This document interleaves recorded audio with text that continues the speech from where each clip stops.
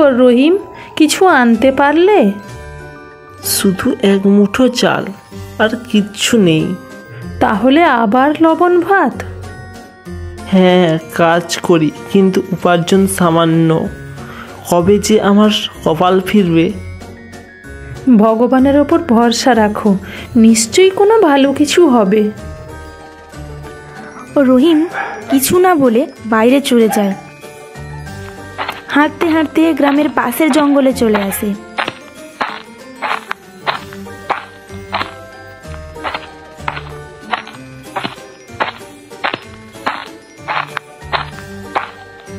বসে থাকে একা এক গাছের নিচে। হঠাৎ তার চোখে পড়ে কিছু একটা মাটির নিচে চকচক করছে। একটা পুরনো আয়না। ঠিক তখনই আয়নাটা কথা বলে। ওহে রহিম, আমি জাদুর আয়না, আমি তোমার ভাগ্য বদলাতে পারি। কে কে কোথায় কথা বলছো? আমি জাদুর আয়না, আমি তোমাকে যেখানে খুশি নিয়ে যেতে পারি। তাহলে আমাকে এমন জায়গায় নিয়ে চলো যেখানে প্রচুর খাবার পাওয়া যাবে, যেখানে প্রচুর খাবার আছে। আলোর ঝলকানির মধ্যে রহিম এক বিশাল ফলের বাগানে হাজির হয়। চারিদিকে বড় বড় আম, কাঁঠাল, লিচু ঝুলছে। সে আনন্দে লাফিয়ে ওঠে। রহিম চারপাশে তাকিয়ে দেখে।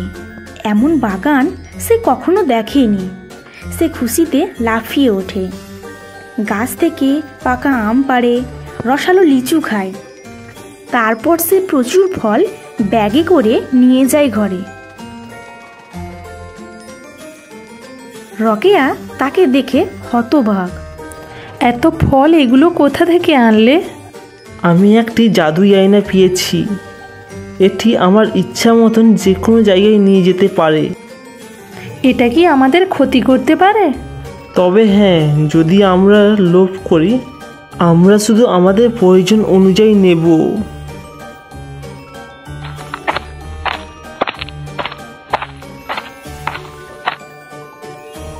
ওই আয়না, এবার আমাকে এমন জায়গায় নিয়ে চলো যেখানে ধনসম্পদ আছে। আলোর ঝলকানির মধ্যে রহিম আবার এক সোনার পাহাড়ে হাজির হয়। পাহাড় জুড়ে সোনার মোহর ছড়িয়ে আছে। এত সোনা, সব কি নিতে পারবো আমি? তোমার প্রয়োজন অনুযায়ী নাও, কিন্তু লোভ করো না।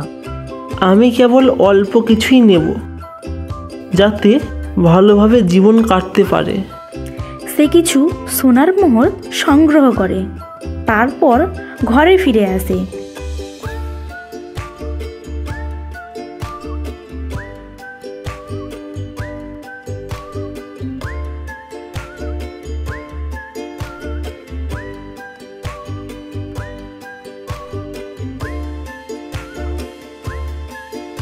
কিছুদিনের মধ্যেই সে খুব পাকা বাড়ি বানায়।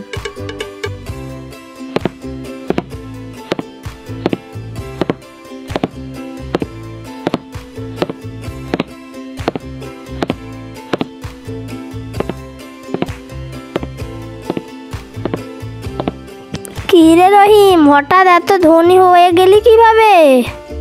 ভগবানের ইচ্ছায় চাচা। নিশ্চয়ই কোনো গোপন রহস্য আছে। আমাকে এই রহস্যটাই জানতেই হবে। হাসেম চাচা গোপনে রহিমের ওপর নজর রাখতে থাকে। রহিম তার বন্ধু সালাম মিয়াকে সব কথা বলে। সালাম তাকে সাবধান করে।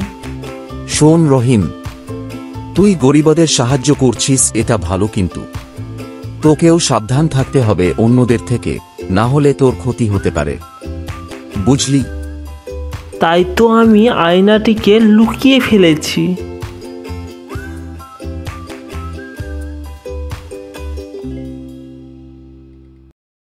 হাসেম চাচা গোপনে রহিমকে অনুসরণ করে।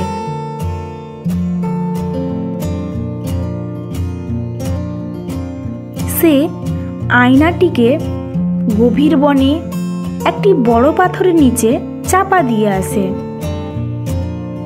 সে আয়নাটার কথা জেনে ফেলে।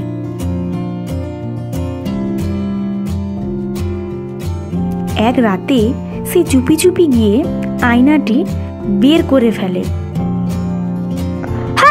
হা, আমি এবার ধনী হব। তুমি যদি লোভ করো তবে ধ্বংস হবে।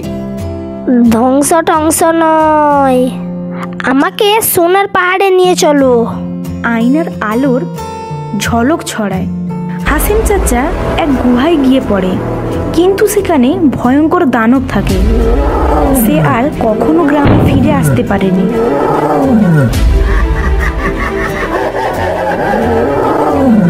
রহিম এখন সুখী। সে তার পরিবার ও গরিব মানুষদের সাহায্য করে।